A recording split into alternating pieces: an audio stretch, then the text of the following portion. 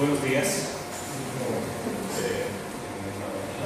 Persona de Germán, quisiera agradecer a la escuela por esta invitación y por la posibilidad de compartir algunas experiencias que no son personales, son un grupo de trabajo que hemos venido actuando en diferentes circunstancias. Esto que la arquitectura tiene que ver también con estas circunstancias que no solamente son temporales, son también espaciales, son de momentos, son en definitiva eso que va haciendo la vida y que según lo pedido, básicamente mi intención es poder compartir esas experiencias y poder conversar con ustedes.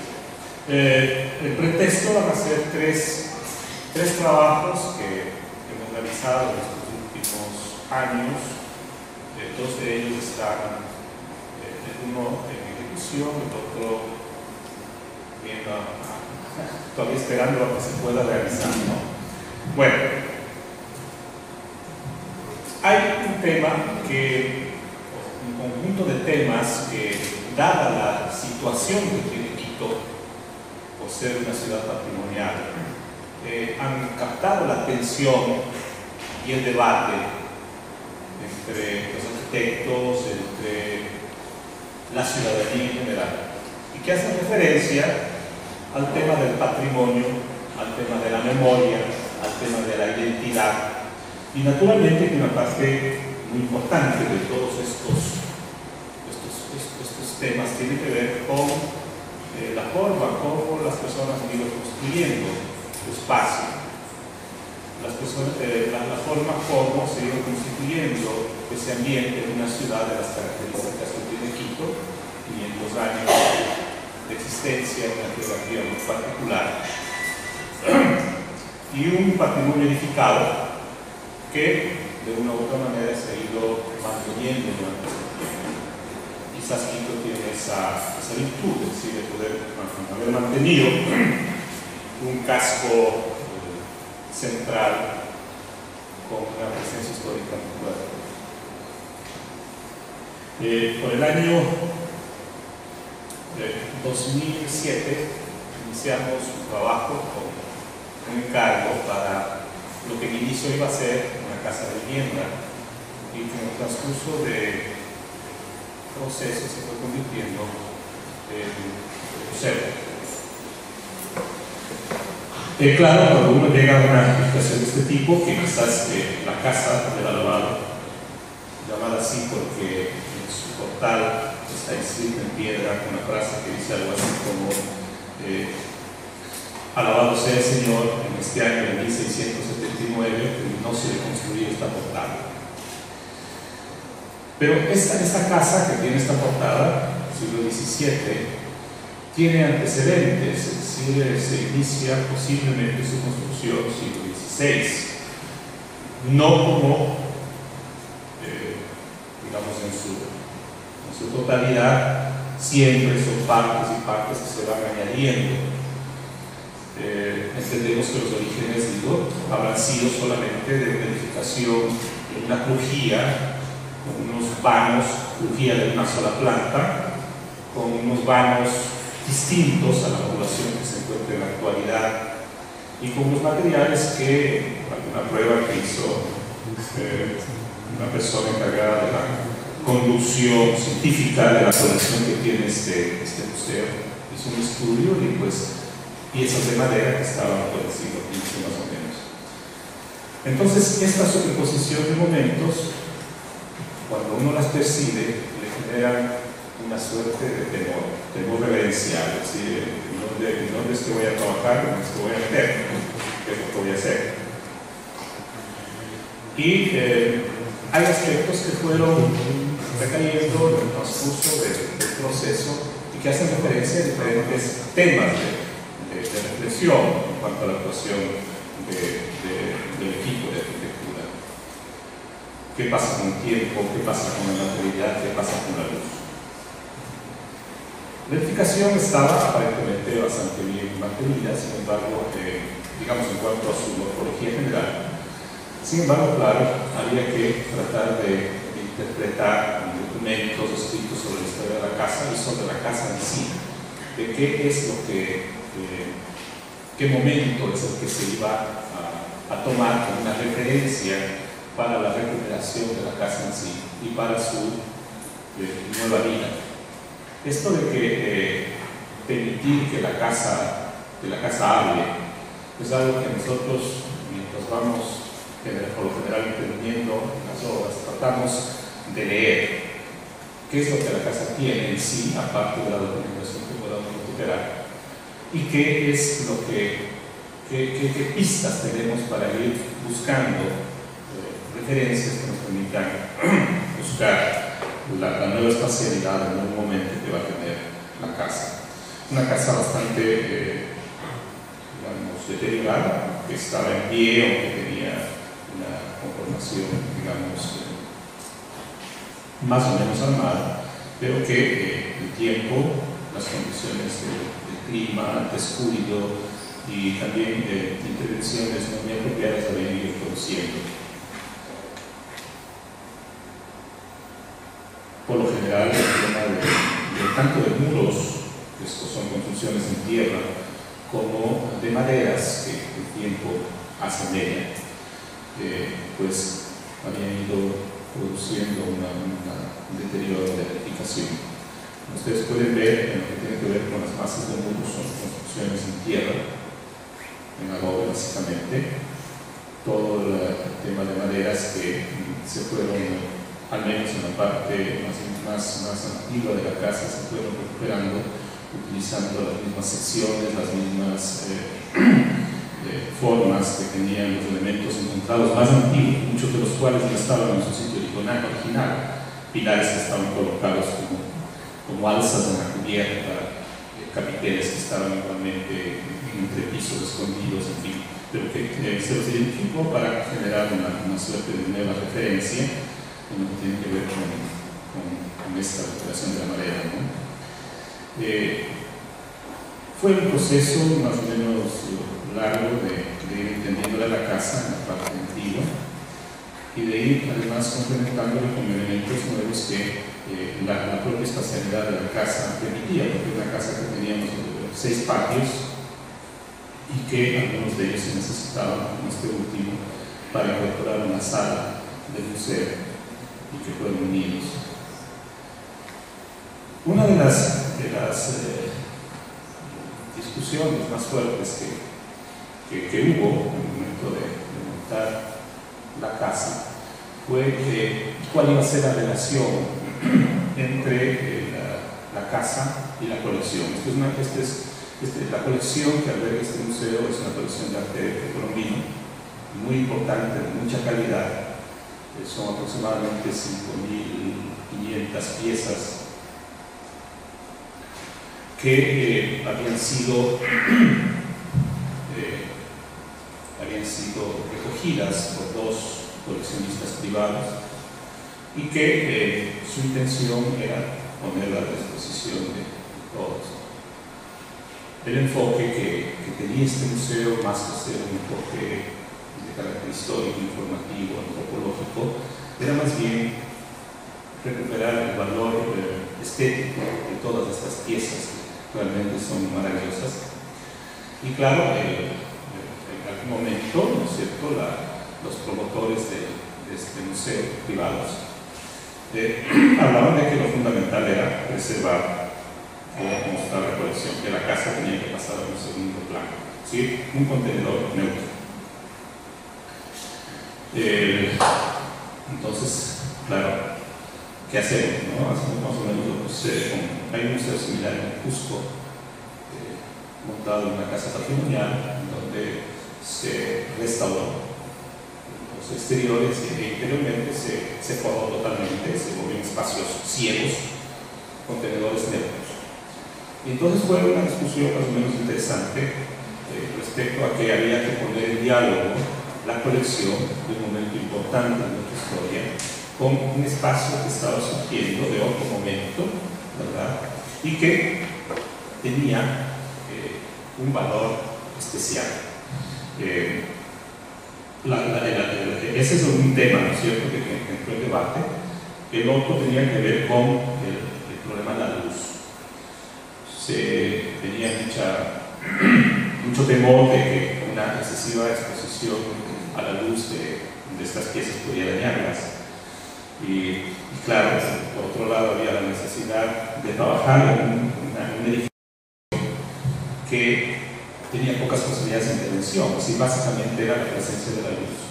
Entonces el edificio tenemos una luminosidad muy alta.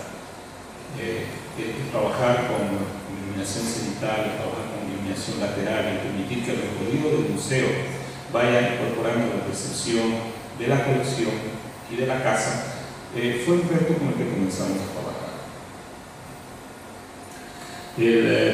Digamos, la parte histórica de la casa pues trata de ser lo más respetuosa, si se quiere, de la preexistencia, de sus materiales, de sus espacios, y como repito, la intervención en sí tiene que ver con cómo se va a ir percibiendo ese recorrido en estos nuevos espacios, porque evidentemente son nuevos por solamente el cambiar la presencia de la luz en los mismos. El tema de la luz fue además adecuado a la concepción museológica y al montaje museográfico. En esto, con un concepto, ¿no?, de los tres mundos de la cosmovisión andina, que tienen que ver con el inframundo, el agimundo y el supramundo, que van configurando una forma de entender la presencia del hombre en la tierra. Claro, para esto se utilizó casi textualmente, si se quiere, la presencia de los distintos estamentos que tiene la casa en su planta baja, aprovechando una cierta penumbra, semipenumbra y la presencia fuerte de los materiales tal cual estaban en su origen, y luego se va subiendo hacia una luminosidad distinta que va apareciendo conforme se avanza en el recorrido. Las salas en sí tienen un montaje muy simple. Hubo un trabajo bastante importante respecto a la iluminación de la colección. Aquí hubo mucho cuidado por parte de la persona que estuvo encargada del montaje de la iluminación, una persona que había hecho 20 años cine, entonces tenía una sensibilidad especial respecto al manejo de la luz y a qué tipo de luminaria se debe utilizar. Y tratando siempre de que la luz ambiente sea luz natural y se tenga una combinación con la iluminación de las piezas, para que además la relación interior-exterior de la casa esté siempre presente. Si todos los vanos que dan hacia los patios interiores son vanos que tienen un fondo muy simple que limita el paso de la luz, pero no el paso de la vista, de tal manera de que se da una suerte de permanente diálogo entre el recorrido que se hace al interior de los espacios que contiene la colección y el espacio inmediato. Hay salas como hacia la izquierda, que son más cerradas, y finalmente se llega en el recorrido del museo a una sala que se monta en la parte posterior, que es totalmente nueva, aunque su configuración es muy sencilla. Estructuralmente son 4 grandes pilares de madera que tienen una estructura lineal en la parte superior y unas 2 pantallas que limitan los 2 costados. Al fondo existe un jardín vertical que un poco hace ese el término del recorrido del museo. Una segunda experiencia que quisiera compartir con ustedes tiene que ver con un proyecto de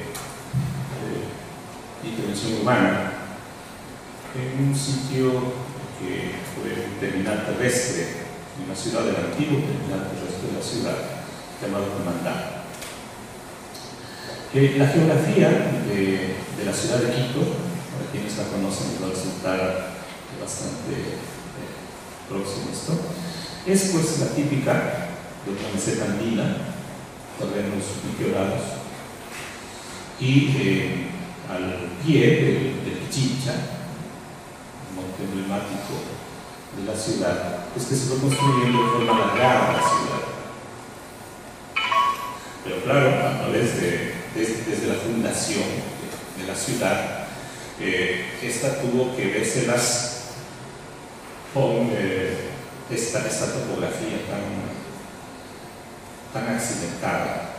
La ciudad, la parte central incluso de la ciudad, está cruzada por muchas quebradas que a través del tiempo fueron paulatinamente rellenándose para permitir que la ciudad se utilizara. Como estaba ayer con los amigos que estábamos compartiendo un recorrido importante, que Quito, la parte antigua, fue construida casi al mismo tiempo, es decir, en el siglo XVI. Esto debe haber sido una gran fábrica, ¿no? Donde había mucha gente trabajando con piedra, con madera, en fin, construyendo prácticamente al mismo tiempo todos los templos. Pero estos habrán quedado aislados porque la topografía generaba una serie de quiebres, una serie de accidentes que imposibilitaban, me imagino yo, el recorrido de la ciudad. Bueno, pero así con nuestros días construyéndose la misma, y en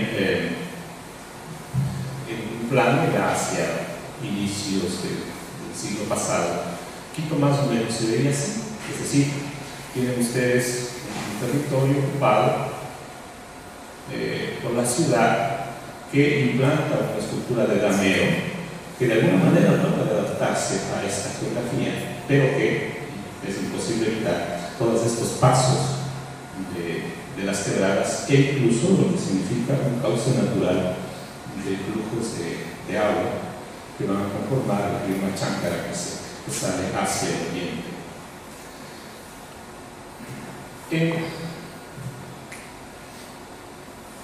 En la parte,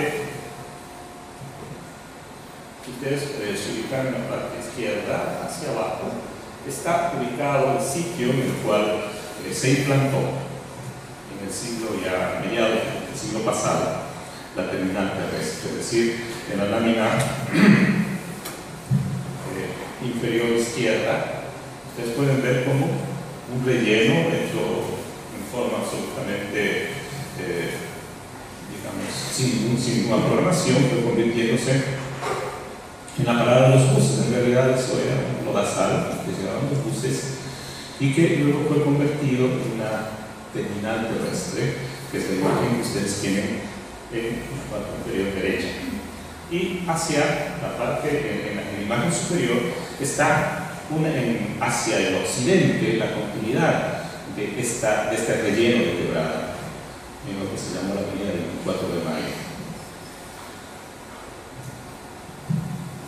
Entonces, claro, el encargo que nosotros recibimos tenía que ver con mantener hasta cierto punto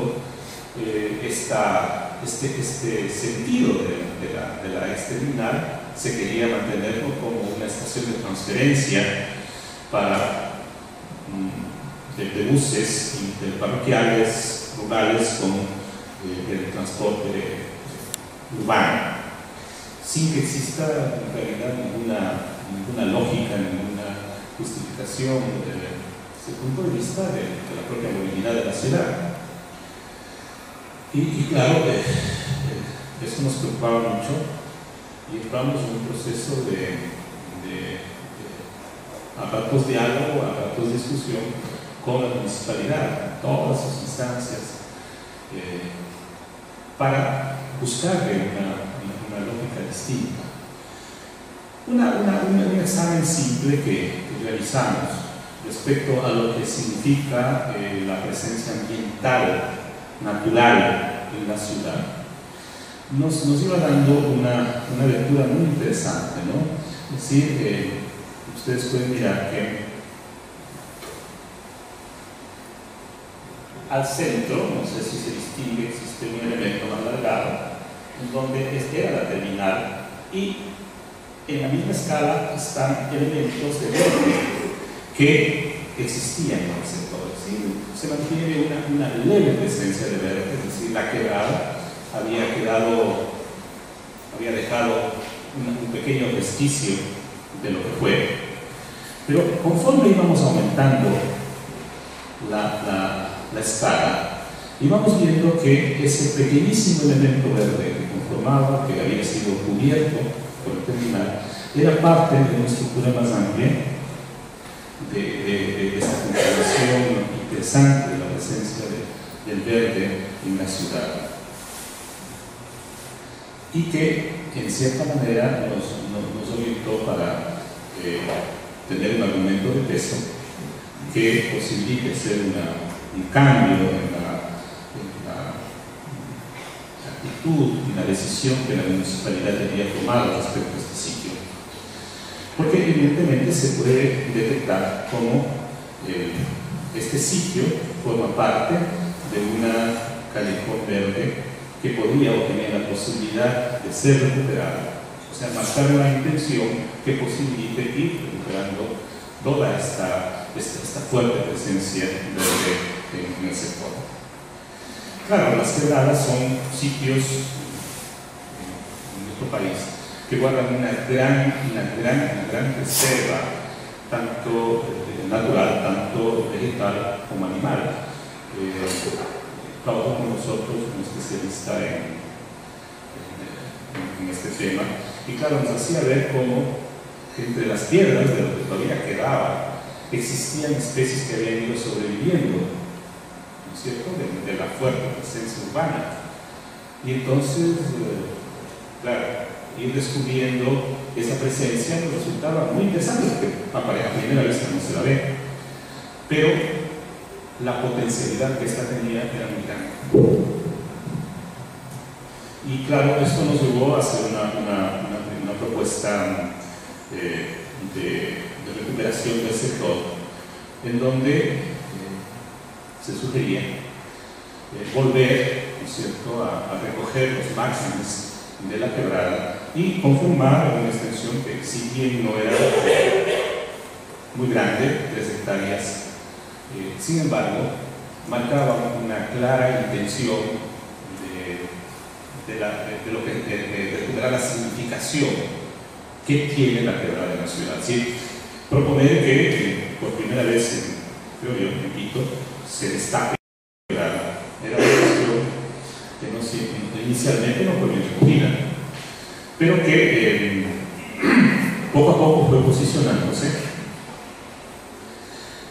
Unido además al hecho de que la estructura de la antigua terminal pues era aproximadamente 15.000 metros de estructura en hormigón cimentada en una quebrada con un sistema bastante costoso de cimentación queso, lo cual implicaba un costo bastante alto.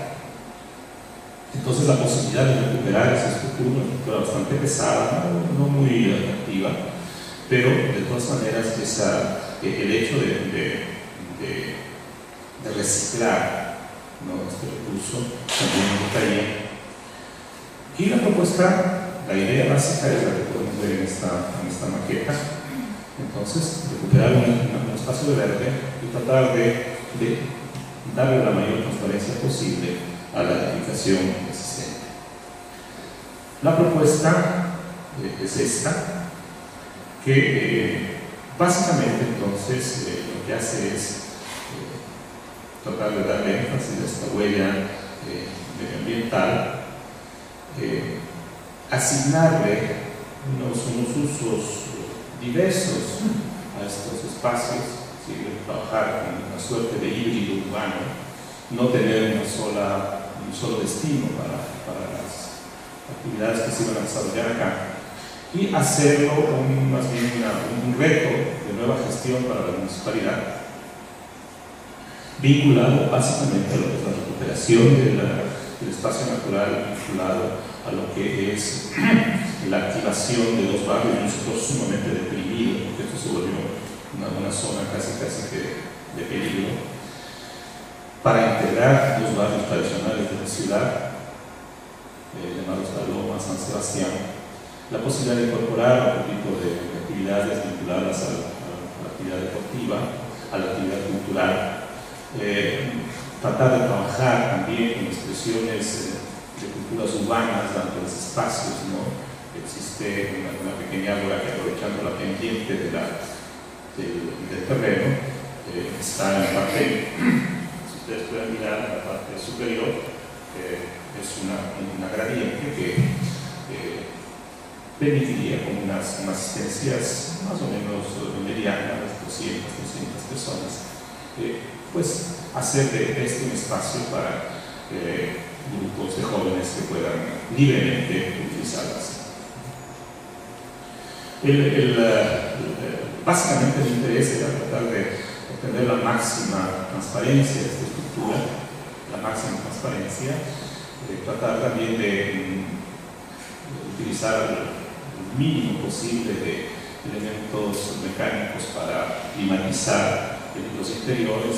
La idea es que todo esto funcione con un sistema de ventilación natural y un lenguaje absolutamente sencillo de materiales también, con acero negro, y la posibilidad de recuperar en la parte superior un espacio es una terraza-plaza de aproximadamente 5.000 metros cuadrados. Para quienes conocen Quito, hay una plaza, que es la Plaza del Teatro, que tiene 3.500, está en pleno centro.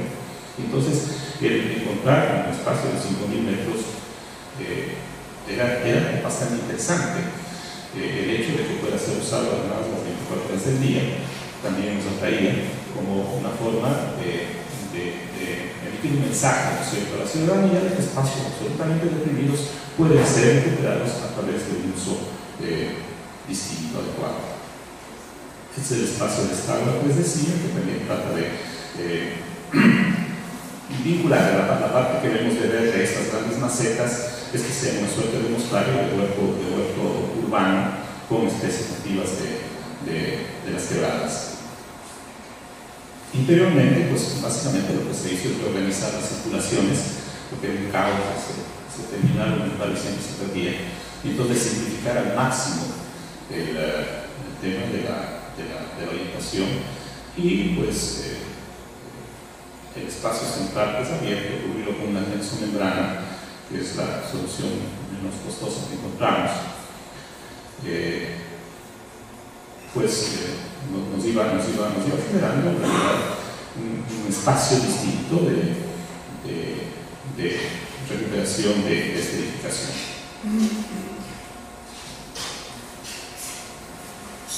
Finalmente, quiero compartirles una experiencia que fue muy interesante.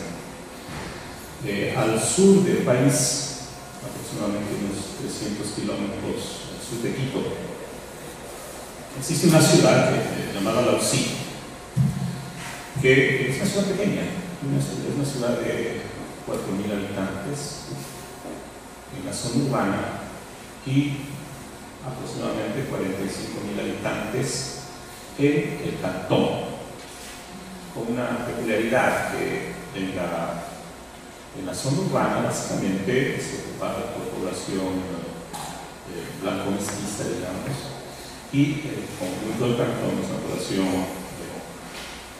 rural, indígena. El gobierno resolvió que declarar a determinadas ciudades como ciudades patrimoniales, y a través de un ministerio que fue creado en este gobierno y que desapareció también ya, el Ministerio Coordinador de Patrimonio, resolvieron emprender con proyectos emblemáticos para estas ciudades. En Arauzí había terminado una etapa muy importante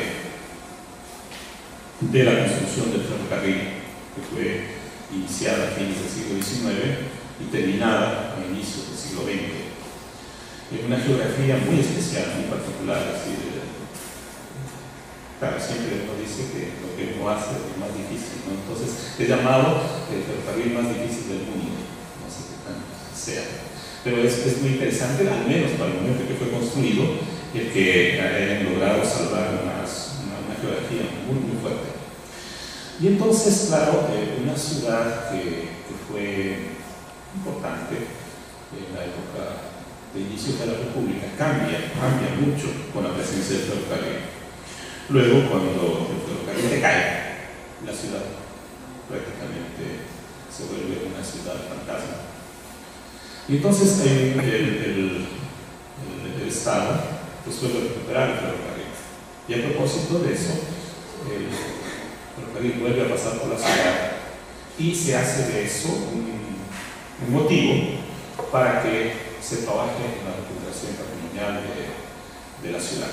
Pero claro, sí, el tema era un eje de circulación que debía ser recuperado, que debía ser puesto en valor, que debían tratarse de alguna manera las actividades que se iban a realizar, un plan de gestión, en fin, todo esa historia que hacía recaer en la recuperación física todo el tema del debate patrimonial, el tema de la memoria. Nosotros teníamos ciertas dudas, bastantes dudas, más aún metiéndonos en el problema de que efectivamente estaba ahí, en la recuperación espacial. Claro, es un tema difícil para los arquitectos. Los arquitectos tenemos que meternos con el espacio. Pero imagínense ustedes, es decir, una presencia con una diversidad de culturas tan fuerte, un conflicto no resuelto entre esta presencia blanco-mestiza y presencia indígena. De hecho, el alcalde actual de la ciudad es indígena, porque claro, sí, con esa población pueden hacer lo que quieren, pero que no usan la ciudad, y que de hecho lo que puede ser patrimonio para la población blanco-mestiza no lo es para la población indígena. Entonces, ¿cómo hablar de patrimonio? ¿Cómo hablar de identidad? Sin meternos en el centro del problema. ¿Sí? ¿Qué hacemos recuperando una cromática de fachadas? ¿Qué hacemos recuperando una tradición constructiva? Si es que no nos metemos en el problema de fondo, que no necesariamente es espacial, aunque de hecho recae en el espacial. Bueno, esto nos llevó a búsquedas distintas, porque en el equipo había participantes diversos, nuevamente la gente que estaba trabajando con el tema de ambiente natural, sociólogos, economistas también que trabajaban con el tema. Y fuimos tratando de buscar una nueva lógica al trabajo, para además, como no, los recursos no es que sobran, aprovechar ciertas infraestructuras existentes para darles un nuevo uso. Eso, repito, nos llevó a búsquedas en campos distintos, en campos que no necesariamente tienen que ver con la arquitectura y con el diseño, aunque necesariamente lo tocan. La forma de ir enfrentando el problema fue justamente volver sobre el tema del paisaje natural, de la recuperación del ambiente, de la fuerza que esto tiene, como un elemento estratégico para ser planteado, tanto al gobierno central como al gobierno seccional, es decir, cómo hacer que se ponga en valor este paisaje, que es muy rico además en el sector. Cómo hacer que esto vaya recuperando como una estrategia más que como un plan, porque eso también nos preocupaba, es decir, proponer un plan que a la postre se vuelve un par de tomos muy voluminosos, muy interesantes, porque nadie los lee y peor los utiliza. Y que más bien se vuelve una suerte de elemento vivo que vaya a motivar procesos diferentes en los cuales la población tenga una actitud diferente sobre su propio espacio. Porque de hecho no existe otra forma de transmisión de identidades en la cultura que no sea a través de mediaciones. Entonces, el espacio puede convertirse en una mediación importante, el espacio natural, el espacio construido, pero finalmente son las personas las que se van relacionando y van generando nuevas posibilidades, ¿no es cierto?, de desarrollo del patrimonio. Nosotros estamos convencidos de que la identidad no es algo que se hereda, es algo que se construye permanentemente, y es algo que es un tema presente, no es un tema, no puede uno volver al pasado para construir identidad. La memoria es importante, fundamental, claro, pero es en las mediaciones actuales que necesariamente se van encontrando en las formas de construcción, porque es una construcción de sociedad finalmente. Entonces, el tema antropológico, el tema cultural cobra una presencia muy importante en la búsqueda que estábamos realizando, tratando de entender los comportamientos de estos diferentes grupos. Y claro, encontramos que la forma de meternos, de generar una estrategia era, uno, en lo que tiene que ver con un sector de la población, pues la población joven, porque de todo el sector, pues que estudian en algo así, en una población estudiantil muy fuerte con la cual pensábamos que podía trabajarse, y además relacionarlo con lo que es la recuperación y la mantención de su entorno natural como una estrategia de búsqueda. Es decir, el tema de los planes es que siempre están pensados en función del desarrollo, el progreso, el desarrollo, como las principales máximas, ¿no es cierto?, que orientan lo que ha sido la descripción en realidad de estos espacios. Es decir, el progreso, esto de que lo moderno va a irse metiendo y va a solucionar los problemas, finalmente termina siendo una propuesta falaz, ¿no? Y deja de lado, a veces, casi siempre, diríamos, una búsqueda mucho más profunda respecto a posibilidades de uso del mundo y uso de las relaciones de las personas en una búsqueda distinta. Bueno, como necesariamente había que presentar el estudio en todo caso, este es un eje, ¿no es cierto?, que contractualmente estamos obligados a tratar y que tiene que ver con el paso del tren.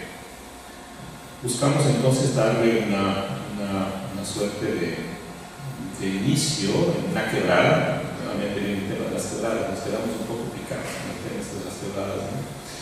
Y en la parte norte existe una quebrada que es un botadero de basura actualmente, en el que existe un puente negro, un puente construido con las técnicas del acero colado y empernado, remachado más bien, de fines del 19, es un puente muy lindo que atraviesa sobre un basural. Entonces, aprovechamos, digamos, la existencia de ese espacio para tratar de crear ahí lo que llamamos el bosque de los niños, con una investigación sobre las especies nativas, también del sector alimentario, y se propuso el repoblamiento de esta quebrada para, si se quiere, darle potencia a esta imagen, ¿no es cierto?, del entorno natural de la ciudad de Alonsí. Y luego, claro, el recorrido del tren que iba a ser acompañado con una reorganización de la movilidad, del paso de los vehículos, del uso fundamentalmente de la vía, porque en la parte baja de la ciudad existen los colegios, y en la parte central es a donde se movilizan todos los chicos. Entonces, tratar de que esto se vuelva un espacio de encuentro. Pensábamos que el mejoramiento del espacio público podría generar una vía adecuada para que las diferentes visiones, ¿no es cierto?, de la ciudad, de la persona que llega y se va, o de la persona que se cree que es la propietaria, pues vayan permeándose. ¿Sí? Esto de permitir que la ciudad abra espacios para la hospitalidad, para el encuentro, para el diálogo, para los distintos, fue algo que condujo ya al tratamiento de los espacios públicos, porque claro, un poco la expectativa institucional era que la ciudad debía mejorar para el turismo. Y claro, ustedes conocen lo que pasa con esto, es decir, finalmente son adecuaciones casi que sonográficas, pero lo que tratan de representar de una u otra manera una imagen para que el turismo de paso pueda realizarse. Y sin posibilitar realmente procesos mucho más profundos de parte de la propia población que en su encuentro y en su propia expresión vaya generando una dinámica que además puede ser atractiva para el turista. Entonces, tratar de ir invirtiendo la forma de enfrentar el problema. Y claro, esto tenía que ver con una serie de propuestas de ingeniería, más bien, soterramiento de cables, iluminación, mejoramiento de infraestructuras, movilidad, etcétera, etcétera. El tema también del tratamiento de las edificaciones, color en las fachadas,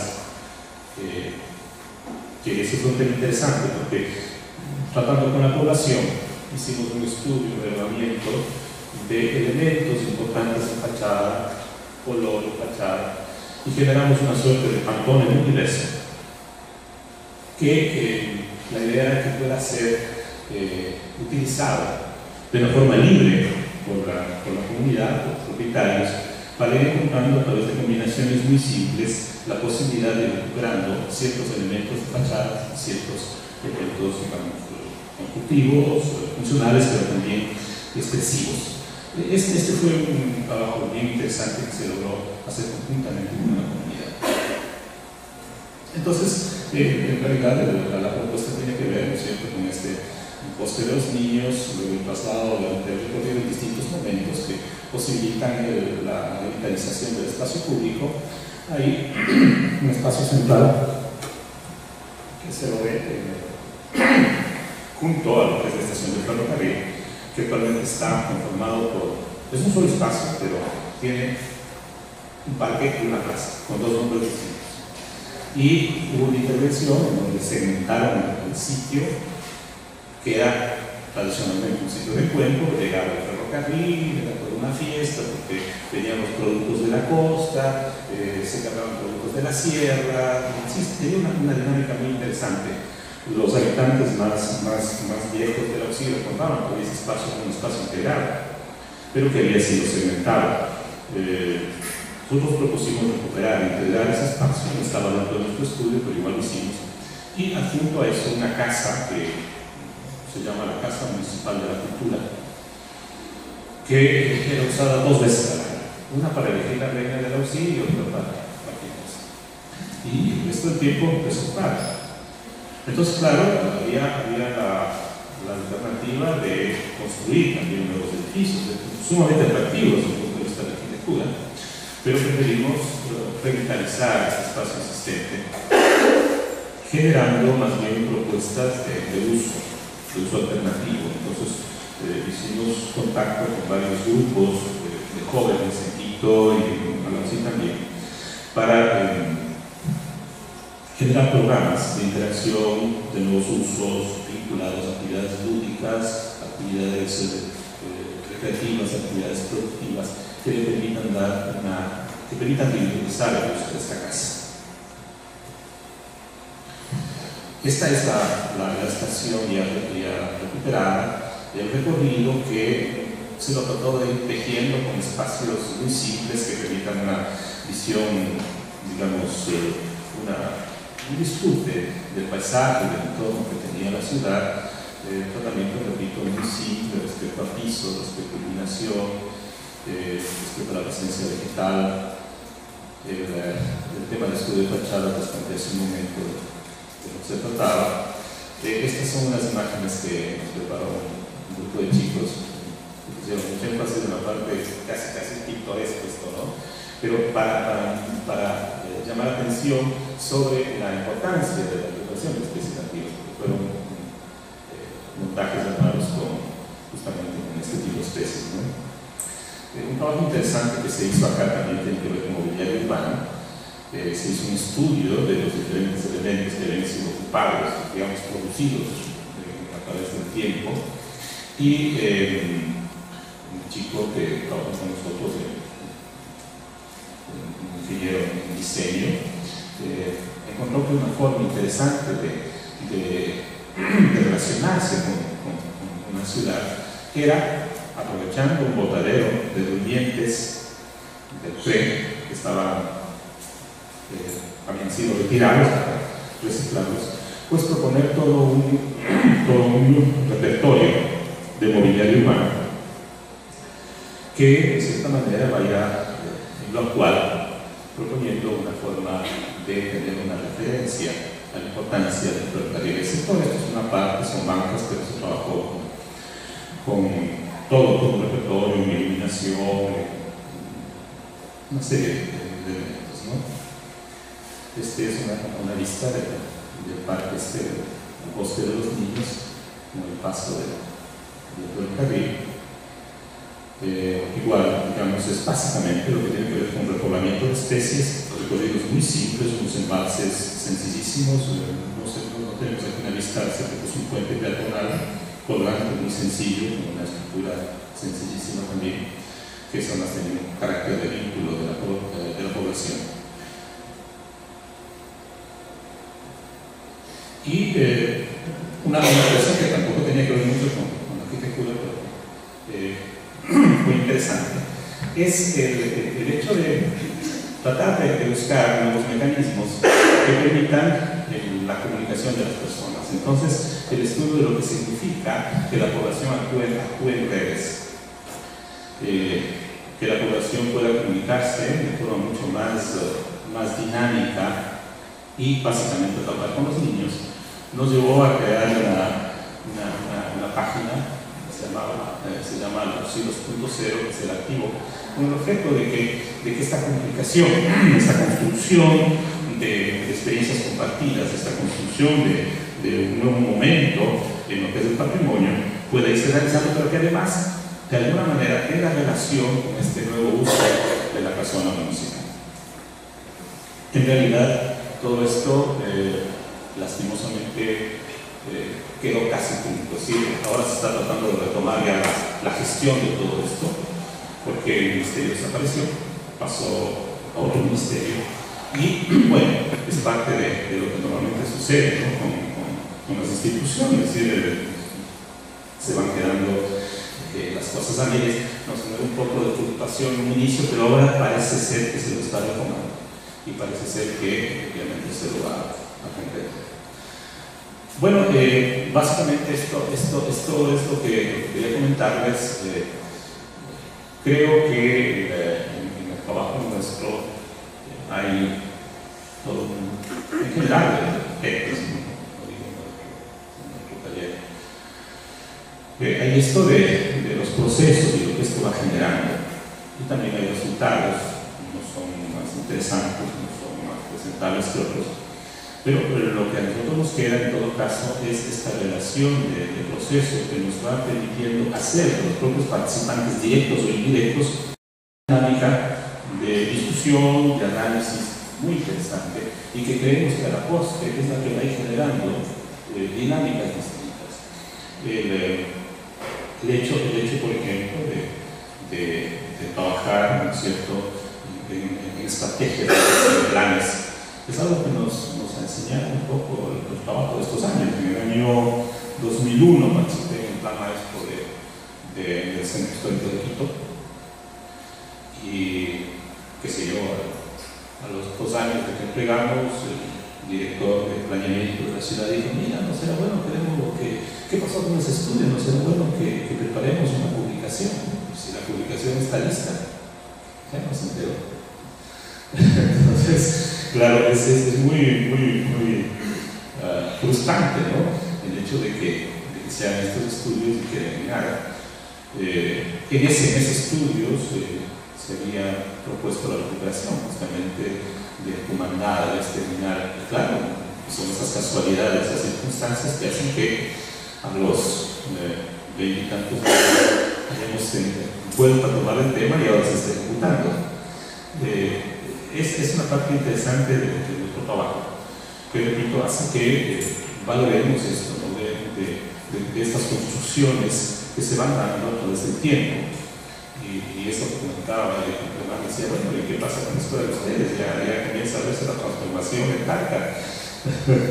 Bueno, si no es ahora, pues será ya mismo, porque es justamente este proceso enfocado con una forma distinta, y cada aporte pues irá generando alternativas diferentes.